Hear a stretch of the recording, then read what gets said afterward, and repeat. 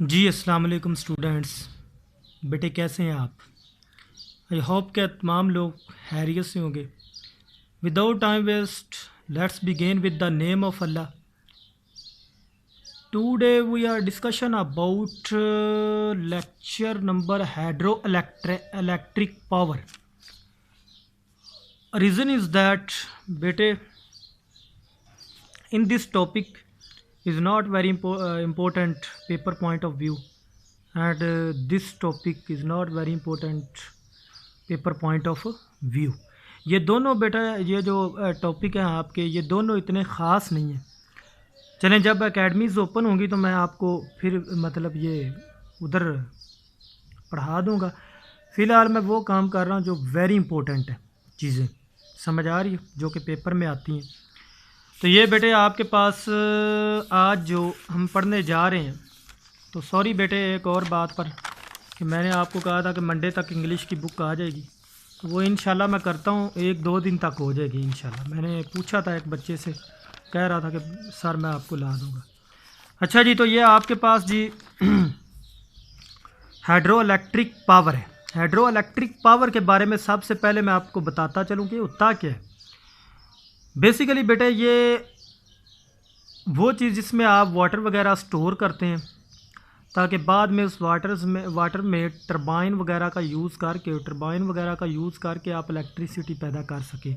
जैसे कि तरक्की पजीर ममालिक में ये चीज़ें मौजूद हैं और अनफॉर्चुनेटली पाकिस्तान में ये चीज़ नहीं है।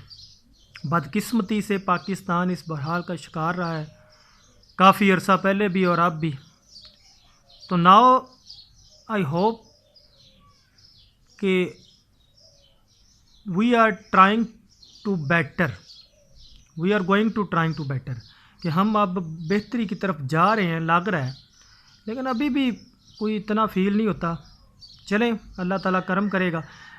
बेसिकली बेटे बात यह है कि अगर वाटर से पानी को मतलब हासिल किया जाए तो ये जो आज बिल इतने वगैरह आते हैं हमें, तो ये आए ना, समझ आ रही है। अल्लाह की ये नेमत है बहुत ज़्यादा, ये पानी बहुत बड़ी नेमत है, इसको स्टोर करना चाहिए। जो जैसे बारिशों का पानी आता है तो हम ज़ाया कर देते हैं, वेस्ट हो जाता है वो पानी, समझ आ रही। तो अगर हम कोई डैम वगैरह बनाएं तो उसमें स्टोर करके इलेक्ट्रिसिटी पैदा कर सकते हैं। ये टॉपिक वेरी इंपॉर्टेंट है जी। चलें जी छोड़ें उस बात को। Hydro electric power, hydro electric power होता क्या है? देखो बेटा, बहते पानी की यानी कोई भी वाटर जब फ्लो करता है, काइनेटिक एनर्जी को इलेक्ट्रिकल एनर्जी में तब्दील करने को हाइड्रो इलेक्ट्रिक पावर का नाम दिया जाता है। ये बेटा जो इंग्लिश में इसकी डेफिनेशन बनेगी वो यही बनेगी, पहली लाइन कि बहते पानी की जो काइनेटिक एनर्जी है उसको बेटे आप इलेक्ट्रिकल एनर्जी में क्या करते हैं जी, तब्दील करते हैं, उसको चेंज करते हैं। तो इलेक्ट्रिकल एनर्जी में उसको चेंज करने का नाम that is called hydro electric power है। समझ आ रही है जी। अब पानी को बेटा किसी ऊंची झील यानी लेक्स, आपकी बुक में लेक्स लिखा होगा, या आपके पास रेजरवायर में जमा कर लिया। रेजरवायर होता क्या, अगर आप अपने डायग्राम में आए तो ये देखो रेजरवायर बेटा वो होता है जिसमें आप पानी को एक ऊंची सतह पर रखते हैं, मतलब स्टोर कर लेते हैं, तो यही इसी को रेजरवायर कहते हैं। तो ये बेटा वो कहता है रेजरवायर में जमा कर लिया जाता है। ऊंचाई पर पानी में ग्रेविटेशनल पोटेंशियल एनर्जी स्टोर होती है। ये बेटे मैंने आपको पिछले टॉपिक में भी बताया था, अगर आपको याद हो, जब भी किसी चीज़ को आप ऊपर फेंकते हैं तो उसमें ग्रेविटेशनल पोटेंशियल एनर्जी स्टोर होती है। जब वो क्यों स्टोर होती है? क्योंकि ज़मीन ग्रेविटेशनल फोर्स रखती है। अब वो ज़मीन क्या करती है, जो चीज़ आपने ऊपर बेटा फेंकी है वो जब नीचे आती है वो चीज़, तो वो पहले ऊपर तो ग्रेविटेशनल पोटेंशियल एनर्जी उसमें स्टोर होती है। जैसे ही वो ज़मीन पर आती है वो चीज़, तो उसमें वो एनर्जी स्टोर हो जाती है आपके पास काइनेटिक एनर्जी के बारे में आपने पीछे भी डिस्कशन में मैंने लाया था कि काइनेटिक एनर्जी बेटा किसी जिस्म मैंने आपको बताया था काइनेटिक एनर्जी वो होती है किसी जिस्म में हरकत की वजह से मौजूद एनर्जी।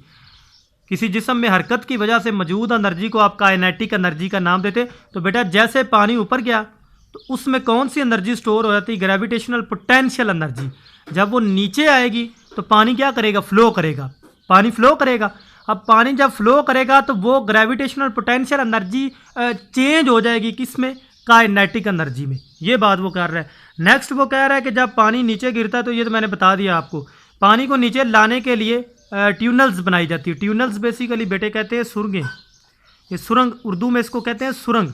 अब सुरंग होती क्या है, आपने देखा होगा ये गांव देहात वगैरह में, विलेजेस वगैरह में क्या होता है कि वो उन्होंने नाले वगैरह बनाए होते हैं जिनमें पानी क्या करता है, वाटर फ्लो करता है, तो इसको ट्यूनल्स ही बेसिकली कहा जाता है, सुरंगें बनाई जाती है। अब बहते पानी की काइनेटिक एनर्जी से टरबाइंस घुमाई जाती है। वही बात आ गई, टरबाइंस को क्या किया जाता है जी, टर्न किया जाता है जब वो पानी बह रहा होता है, तो जो आगे इलेक्ट्रिक जनरेटर चलाती हैं। आगे जब वो इलेक्ट्रिक जनरेटर, ये देखें नीचे आपके पास इलेक्ट्रिक जनरेटर, ये इधर ही है, टरबाइन जब घूमती है तो आगे इलेक्ट्रिक जनरेटर लगे होते हैं, वो घूमना शुरू कर देते हैं, मतलब वो चलना शुरू कर देते हैं, सॉरी। तो इस तरह इलेक्ट्रिसिटी क्या होती है जी, पैदा प्रोड्यूस की जा सकती है। ठीक है, जैसे कि आप जानते हैं बेटा, अगर पाकिस्तान भी टरबाइंस का यूज़ करे तो आज ये तरक्की पजीर ममालिक में इनका भी नाम हो, पाकिस्तान का भी नाम हो, तो इलेक्ट्रिसिटी पैदा की जाती है। अब देखो फिगर 7.5, ये जैसे कि मैंने आपको पहले इसके बारे में बता दिया, इसमें इलेक्ट्रिकल एनर्जी एक्चुअली पानी की वो पोटेंशियल एनर्जी है। इलेक्ट्रिकल जो एनर्जी है वो पानी की वो पोटेंशियल एनर्जी होती है जो पानी के नीचे आने से हासिल होती है। लो जी, जो जब पानी ऊपर से नीचे आता है तब आपको ये एनर्जी हासिल होती है, कौन सी, इलेक्ट्रिकल एनर्जी। समझ आ रही है या नहीं आ रही? तो आगे वो कहता है इस तरीके में फ़ज़ा हरारत, धुआं और गैसों से आलूदा नहीं होती। इस तरीके में फ़ज़ा जो है वो हरारत, धुएं और गैसों से आलूदा नहीं होती। नेज़ पावर स्टेशन से खारिज होने वाली पानी को ज़रिए आबपाशी के लिए भी इस्तेमाल कर लिया जाता है। ये देखें, पावर स्टेशन अगर आपने लगाए हो तो उस पानी को बेटा बाद में आप फसलों वगैरह के लिए भी, एग्रीकल्चर सेक्टर के लिए भी आप यूज़ कर सकते हैं। तो ये था जी आपका टॉपिक। इसमें जो डेफिनेशन है वो ये बनती है, पहली इंग्लिश में भी यही बनेगी। ये आपने डेफिनेशन याद करनी, बाकी सारी एक्सप्लेनेशन देनी है। ये पूरा टॉपिक लॉन्ग में आता है, ये आपने पूरा लॉन्ग में याद करना है। ओके हो गया बेटा? उम्मीद करता हूँ कि आपको ये टॉपिक समझ आ गया होगा। ओके बेटा, अल्लाह हाफिज़, दुआ में याद रखिएगा।